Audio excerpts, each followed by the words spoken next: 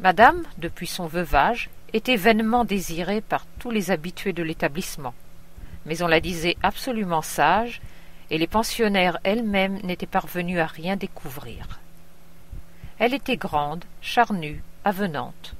Son teint, pâli dans l'obscurité de ce logis toujours clos, luisait comme sous un vernis gras.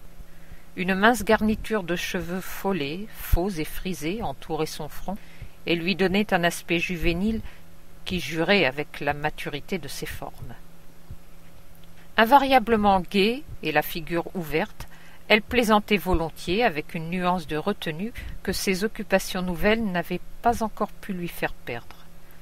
Les gros mots la choquaient toujours un peu, et quand un garçon mal élevé appelait de son nom propre l'établissement qu'elle dirigeait, elle se fâchait, révoltée. Enfin, elle avait l'âme délicate, et bien que traitant ses femmes en amies, elle répétait volontiers qu'elles n'étaient point du même panier. Parfois, durant la semaine, elle partait en voiture de louage avec une fraction de sa troupe, et l'on allait folâtrer sur l'herbe au bord de la petite rivière qui coule dans les fonds de Valmont. C'étaient alors des parties de pensionnaires échappés, des courses folles, des jeux enfantins, toute une joie de recluse grisée par le grand air. On mangeait de la charcuterie sur le gazon en buvant du cidre, et l'on rentrait à la nuit tombante avec une fatigue délicieuse, un attendrissement doux. Et dans la voiture on embrassait madame comme une mère très bonne, pleine de mansuétude et de complaisance.